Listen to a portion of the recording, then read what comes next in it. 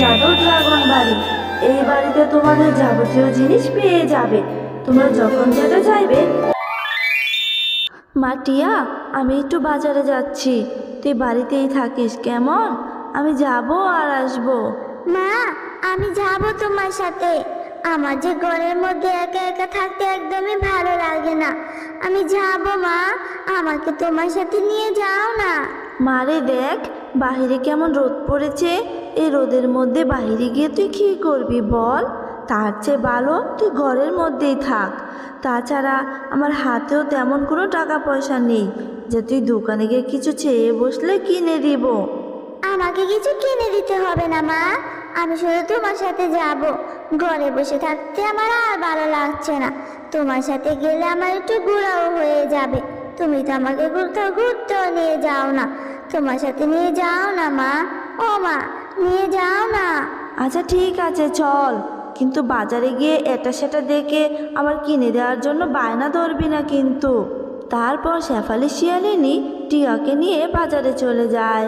শেফালি যখন বাজার করতে ব্যস্ত ছিল, টিয়া তখন পাশের দোকানের ড্রাগনগুলো দেখছিল আর মাকে বলে, মা, এই যে দেখো, পাশের দোকানে ড্রাগনগুলো কত সুন্দর। ড্রাগনগুলো খেতে নিশ্চয়ই অনেক মজা হবে। কি লাল লাল, তাই না মা? তুমি আমাকে ড্রাগন কিনে দাও না মা। টিয়া, এই জন্যই তোকে আমি আমার সাথে করে আনতে চাইনি। আমি জানতাম তুই বাজারে আসলেই কিছু না কিছু দেখে খাওয়ার জন্য বায়না ধরবি। আমার কাছে যে টাকা ছিল সেই টাকা দিয়ে তো আমি বাজার করেই ফেলেছি রে মা। এখন আমি তোকে কী করে ড্রাগন কিনে দিব বল? আর এই ড্রাগনগুলো তো দেখছি বাঘিনী বাবির। বাঘিনী বাবি তো টাকা ছাড়া আমাকে একটা ড্রাগনও দিবে না। এমনিতে আমার বাসা ভাড়াটা বাকি আছে। আয় বলে দেখি বাকিতে দেয় কি না। যদি দেয় তাহলে কিনে দিব, না হলে কিন্তু অন্য দিন। ভাগিনী ভাবি, আপনার ড্রাগনগুলো দেখতে তো খুব সুন্দর, খেতে নিশ্চয়ই অনেক মজা হবে। আমাকে অল্প কয়েকটা ড্রাগন দিতে পারবেন? আমার মেয়ে যে আপনার দোকানে ড্রাগন খাওয়ার জন্য বায়না ধরেছে। আমার হাতেও কোনো টাকা নেই, যেই টাকা ছিল সেই টাকা দিয়ে আমি কিছু বাজার করে ফেলেছি। তাই বাকিতে যদি আমাকে কিছু ড্রাগন দিতেন, পরে না হয় আমি টাকাটা দিয়ে দিব। এ কি বললি তুই শেফালি? বাকিতে ড্রাগন দিব? আমি বাকিতে কোনো ড্রাগন বিক্রি করি না। টাকা দে, তারপরে ড্রাগন দিব। আর তুই তো গত 2 মাস ধরে আমার বাড়িতে ফ্রিতে থাকছিস, বাড়ি ভাড়াটাও ঠিক মতো দিচ্ছিস না, আবার এখন এসে বাকিতে ড্রাগন চাচ্ছিস? লজ্জা করে না? যা, আগে আমার বাড়ি ভাড়াটা নিয়ে আয়। ভাগিনী ভাবি, আপনি তো সবই জানেন, টিয়ার বাবা মারা যাওয়ার পর থেকে কত কষ্ট করে মা মেয়ে বেঁচে আছি। আমাকে একটু সময় দিন না ভাগিনী ভাবি, আমি 2 মাসের বাড়ি ভাড়াটা একেবারেই আপনাকে দিয়ে দিব। তোকে সময় দিব? একদমই না। তোকে সময় দিতে দিতে আজ 2 মাস হয়ে গেল, বাড়ি ভাড়াটা দিচ্ছিস না, এখন আবার বাকিতে এসে ড্রাগন চাচ্ছিস? লজ্জা করে না তোদের? আজই তুই আমার বাড়ি ছেড়ে চলে যাবি, আমি ভালো ভাড়াটিয়ে দেখে আমার বাড়িটা আবার ভাড়া দিয়ে দিব। তারপর শেফালি শিয়ালিনী ও টিয়া বাঘিনীর কথায় মন খারাপ করে বাড়ি ছেড়ে চলে যায়। এরপর মা ও মেয়ে বনের মধ্যে আশ্রয়ের জন্য ঘুরতে থাকে, আর হাঁটতে হাঁটতে তারা গভীর বনের মধ্যে চলে যায়।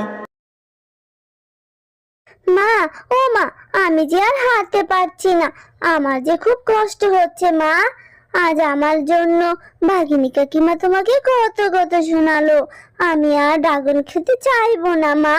ড্রাগন খেতে চেয়েছি বলেই তো ভাগিনী কাকিমা তোমাকে কত বকাঝকা করলো, আর বাড়ি থেকেও বের করে দিল। আমি আর কখনো ড্রাগন খেতে চাইবো না। তুই মন খারাপ করিস না রে মা, আমিও যে আর হাঁটতে পারছি না। আর বাঘিনী ভাবি বাড়ি থেকে বের করে দিয়েছে কারণ আমি যে তার বাড়ি ভাড়াটা দিতে পারিনি রে মা। তোর বাবা মারা যাওয়ার পর থেকে কত কষ্ট করে সংসারে দুবেলা দুমুঠো খাবার জোগাড় করছি, বাড়ি ভাড়াটা কোথায় থেকে দিব রে মা? এখানে তো আশেপাশে কোনো বাড়িঘরও দেখছি না। তোর অনেক কষ্ট হচ্ছে তাই না রে মা? চল মা, আর একটু সামনে এগিয়ে যাই, গিয়ে দেখি কোনো বাড়িঘর খুঁজে পাই কি না।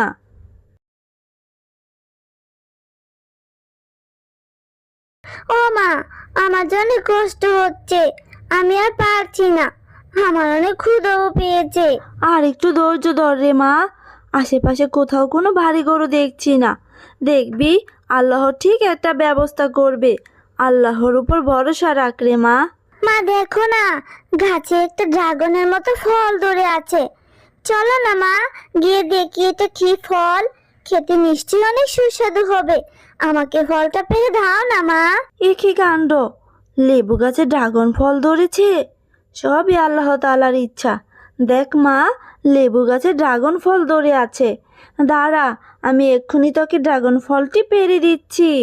ও মা, লেবু গাছে ড্রাগন ফল। ড্রাগন ফলটি দেখতে কি সুন্দর, খেতেও নিশ্চয়ই অনেক মজা হবে। মা, তুমি আর দেরি করো না, তাড়াতাড়ি গাছ থেকে ড্রাগন ফলটি পেড়ে দাও না মা। এরপর শেফা ড্রাগন ফলটি ছুঁতেই ড্রাগন ফল থেকে একটি পরী বেরিয়ে আসে। ও মা, ড্রাগন ফল থেকে কি সুন্দর পরি বেরিয়ে আসলো। এ কি পরী, তুমি এই ড্রাগন ফলের মধ্যে বন্দি হয়েছিলে কেন? আমি তোমাদের সবকিছু খুলে বলছি।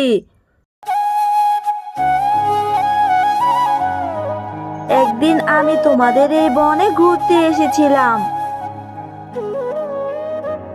পশুদের এই গ্রামটি কত সুন্দর।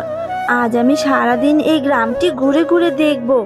আজ আমার অনেক খুশি লাগছে এত সুন্দর বনে আসতে পেরে।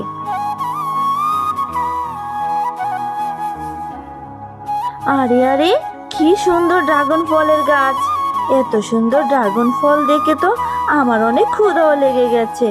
যাই, আমি বরং কিছু ড্রাগন ফল খেয়ে ক্ষুধা নিবারণ করি। আরে ভা, ড্রাগন ফুল দেখতে যেমন সুন্দর, খেতেও তেমন সুস্বাদু ছিল। এরপর আমি ড্রাগন খেয়ে ছাল ফেলার সময় এক তান্ত্রিক বাবার মাথার উপরে পড়ে। কার এত বড় সাহস আমার মাথায় ড্রিল দিয়ে আমার ধ্যানটা নষ্ট করে দিয়েছে? ও তুই, এই পরি, তোর এত বড় সাহস আমার ধ্যান নষ্ট করার জন্য ঢিল মেরেছিস? না না তান্ত্রিক বাবা, আমি ইচ্ছে করে ডিল মারিনি গো। আমি তো পরিরাজ্য থেকে এই বনে ঘুরতে এসেছি, আর ড্রাগন ফল খেয়ে ফেলার সময় আপনার মাথার উপর পড়ে গেছে। আমি তো আপনাকে খেয়াল করিনি তান্ত্রিক বাবা, আমাকে ছেড়ে দিন। আমি ইচ্ছে করে কোনো কাজ করিনি। এরপর তান্ত্রিক বাবা আমার কথা বিশ্বাস করেনি, আর আমাকে সেই লেবু গাছে ড্রাগন ফল বানিয়ে চলে যায়।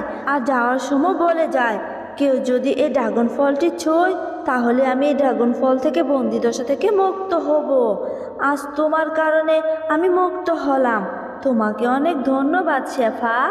ও এই ব্যাপার পরি, এখন তুমি তোমার পরিরাজ্যে চলে যাও, না হলে এই দুষ্টতান্ত্রিক তোমাকে আবারও বন্দি করতে পারে। তুমি অনেক ভালো শেফা, কিন্তু তুমি আর তোমার মেয়ে এই গহীন বনে কি করছো? তারপর শেফা পরীকে সব কথা খুলে বলে। না না, এটা ঠিক হয়নি তোমাদের সাথে। তোমাদের সাথে তো অনেক খারাপ হয়েছে। তোমার এই কথা শুনে আমার খুব কষ্ট হচ্ছে। তোমরা যেহেতু আমার জীবন বাঁচিয়েছো, তাই আমি তোমাদেরকে উপহার দিতে চাই। এই নাও জাদুর ড্রাগন বাড়ি। এই বাড়িতে তোমাদের যাবতীয় জিনিস পেয়ে যাবে। তোমরা যখন যেটা চাইবে তোমরা তখন সেটাই এই বাড়িতে পেয়ে যাবে।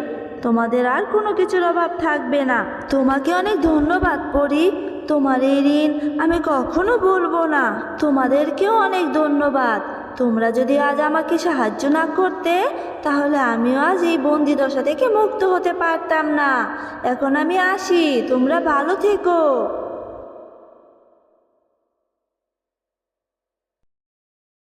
মা দেখো, আমাদের কি সুন্দর একটা বাড়ি হয়েছে, তাও আবার ড্রাগন বাড়ি। এই বাড়িতে আমরা নাকি সবকিছু পেয়ে যাব, যা ইচ্ছা তাই খেতে পারবো। আমাদের আর কোনো অভাব থাকবে না, তাই না মা? হ্যাঁ রে মা, সৃষ্টিকর্তা মনে হয় এতদিনে আমাদের উপর মুখ তুলে চেয়েছে। যাক, ভালোই হয়েছে। বাঘিনী ভাবে যদি আমাদেরকে তাড়িয়ে না দিত তাহলে আমরা এত সুন্দর ড্রাগন বাড়িটাও পেতাম না রে মা।